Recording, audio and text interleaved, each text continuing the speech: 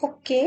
तर कालच्या लेक्चरमध्ये आपण पाहिलं ट्रान्सक्रिप्शन, ट्रान्सलेशन अँड ट्रान्सलोकेशन आणि आज आपण पाहणार आहोत evolution. Evolution. So first of all, what is mean by evolution? Evolution म्हणजे काय? तर मराठीत इव्होल्युशनला उत्क्रांती असे म्हणतात. म्हणजेच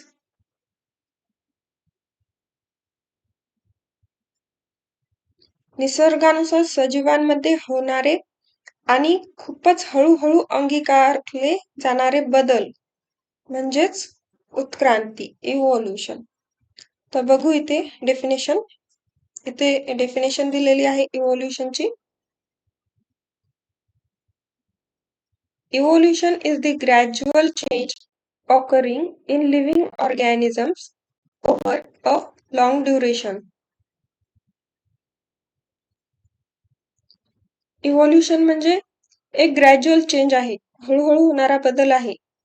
ते लिव्हिंग ऑर्गॅनिझम्स मध्ये होत असतो आणि ते एकदम होत नाही, सडनली चेंज होत नाही, तर हळूहळू काळानुसार हळूहळू बदल होत राहतो. त्याला इव्होल्युशन असे म्हणतात. This is a very slow process through which development of organisms is achieved. खूप हळूहळू होणारा बदल आहे आणि त्यामुळे ऑर्गॅनिझमची डेव्हलपमेंट होत राहते. All stages in changes occurred in various components ranging from stars and planets in space to the biosphere present on Earth should be included in the study of evolution. इथे पहा की आकाशातले तारे, ग्रह यात होणारे बदल, ते पृथ्वीच्या वातावरणात होणारे बदल, या सर्वांचा अभ्यास इव्होल्युशन मध्ये केला जातो. Formation of new species due to the changes in specific characters of several generations of living organisms as a response to natural selection is called as evolution. तर इथं इव्होल्युशनची आणखी एक डेफिनेशन दिली आहे की इव्होल्युशन म्हणजे काय, तर formation of new species, Naveen species form होतात. कशामुळे, तर आधीच्या स्पेसीस आहेत त्यांच्यात चेंजेस होत राहतात, वातावरणातील बदल यामुळे स्पेसीस स्वतःमध्ये चेंजेस करून घेतात आणि त्यानुसार नवीन स्पेसीस फॉर्म होतात. One generation to another generation त्यामध्ये चेंजेस बदल होत राहतात. यालाच इथे इव्होल्युशन असे म्हटले आहे. तर ही एक डेफिनेशन लक्षात ठेवा.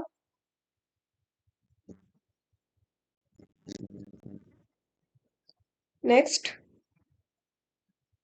3 बिलियन years ago, 3.5 बिलियन वर्षांअगोदर life had been non-existent on the earth. 3.5 billion वर्षांअगोदर पृथ्वीवर लाईफ एक्झिस्ट नव्हती. At the beginning, there may have been only simple elements in the ocean on the earth, and simple type of organic and inorganic compounds may have been formed from those.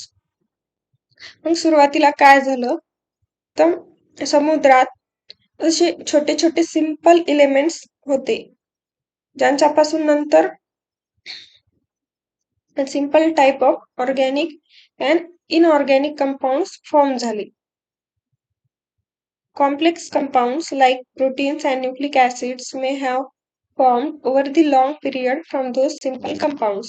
नंतर त्या simple compounds पासून काही complex compounds form झाले.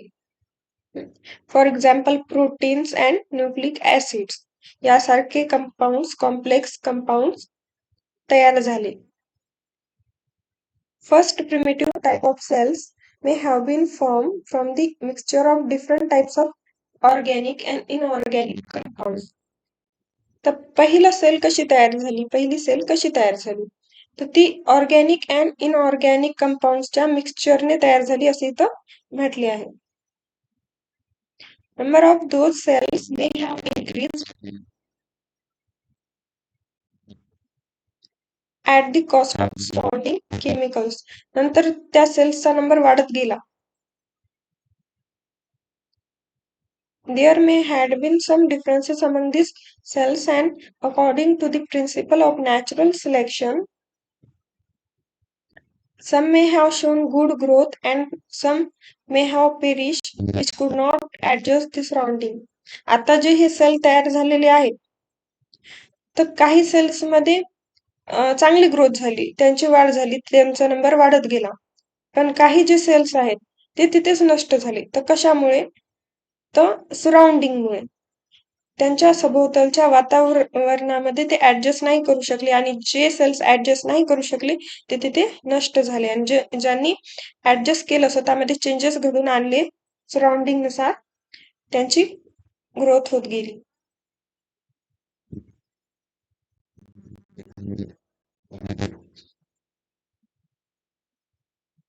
At present, crores of species of plants and animals with huge diversity regarding shape and complexity are present on the earth.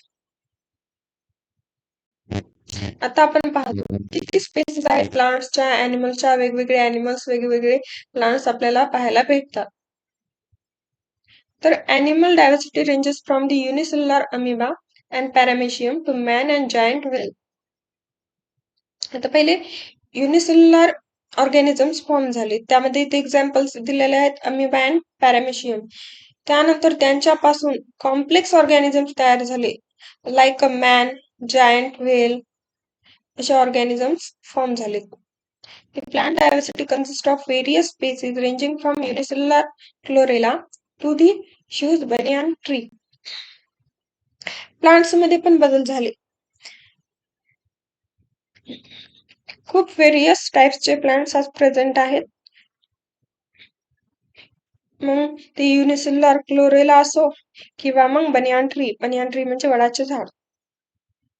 The life exists on earth everywhere from equator to both the poles.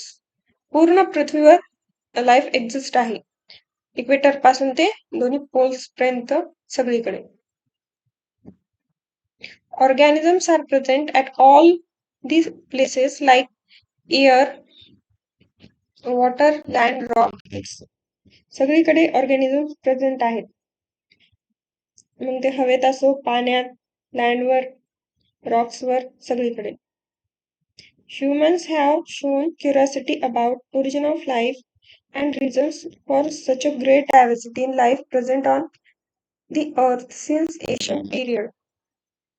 आपल्याला curiosity असते ना, की आपली उत्पत्ती, मानवाची उत्पत्ती कशी झाली असेल, किंवा हे कॉम्प्लेक्स स्ट्रक्चर आहे प्लांट्सचं, ॲनिमल्सचं, वेगवेगळे प्लांट्स, ॲनिमल्स कसे तयार झाले असतील.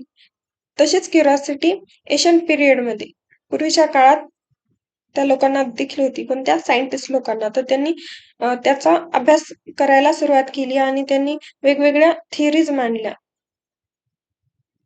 Different theories about origin and evolution of life have been proposed till today, of which theory of gradual development of living organisms is accepted. खूप साऱ्या थिअरी मांडल्या गेल्या, त्यापैकी theory of gradual development of living organism ही theory accept झाली. या थिअरीनुसार की evolution कसं झालं, ग्रॅज्युअली झालं, हे या थिअरीत सांगितलेलं आहे, म्हणून ती थिअरी एक्सेप्ट झाली. त्यानंतर नेक्स्ट पहा, थिअरी ऑफ इव्होल्युशन. इव्होल्युशनची theory. According to this theory, आता ही थिअरी काय म्हणते आपल्याला सांगितलेलं आहे ते पाहू. First living material protoplasm has been formed in ocean. पहिला लिव्हिंग मटेरियल समुद्रात फॉर्म झाला, असं या थिअरीचं म्हणणं आहे. In due course of time, नंतर कालांतराने युनिसेल्युलर ऑर्गॅनिझम वॉज फॉर्म. त्यापासून, त्या सिंपल लिव्हिंग मटेरियल पासून युनिसेल्युलर ऑर्गॅनिझम्स फॉर्म झाले. Gradually, changes occurred in the unicellular organisms from which larger and more complex organisms were formed. आणि नंतर त्या unicellular organisms मध्ये चेंजेस होत गेले आणि आता इतके कॉम्प्लेक्स ऑर्गॅनिझम्स पृथ्वीवर प्रेझेंट आहेत. Although changes were slow and gradual. आणि हे होणारे बदल खूपच हळूहळू होते. खूप वर्ष लागली चेंजेस होण्यासाठी. Duration of all these changes is at most 300 crore years. At most 300 crore वर्ष लागली हे चेंजेस होत आले आहेत. 300 crore वर्षांखालपासून. Changes and development in living organism had been all round and multidimensional, and this led to evolution of different types of organisms. आणि हे changes फक्त एकाच स्ट्रक्चर मध्ये किंवा एकाच प्राण्यामध्ये असं झालं का? नाही. तर फॉर एक्झाम्पल प्लांट्स मध्ये फक्त फ्लॉवर्स मध्ये चेंजेस झाले का? तर नाही. त्यांच्या पानांच्या शेप्स मध्ये, वेन्स मध्ये, रूट्स मध्ये, फ्लॉवर्सचे कलर, फ्लॉवर्सचे शेप्स, त्यांचं आतलं स्ट्रक्चर, या प्रत्येक गोष्टीत चेंजेस झालेत, बदल झालेत. म्हणजे चेंजेस ऑल राउंड झालेत, मल्टी डायमेन्शनली झालेत. Hence, this overall process is called as evolution, which is organizational. याच प्रोसेसला इव्होल्युशन असे म्हटले आहे आणि ती ऑर्गनायझेशनल आहे. म्हणजे बदल होत होत गेलेत, सडनली चेंजेस नाही झालेत. Progressive development of plants and animals from the ancestors having different structural and functional organization is called evolution. आता प्लांट्स अँड ॲनिमल्स मध्ये प्रोग्रेसिव्ह डेव्हलपमेंट झालेत, मग ते स्ट्रक्चरली झालेत, फंक्शनली झालेत आणि यालाच इव्होल्युशन असे म्हटले आहे.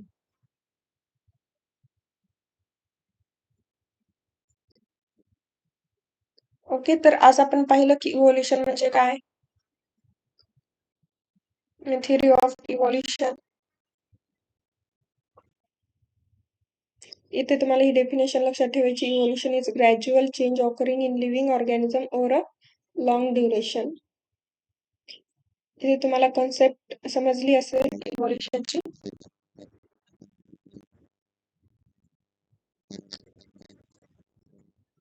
त्यानंतर नेक्स्ट लेक्चर मध्ये आपल्याला एव्हिडन्सेस ऑफ इव्होल्युशन बघायचं आहे. सो नेक्स्ट लेक्चर नक्की पहा.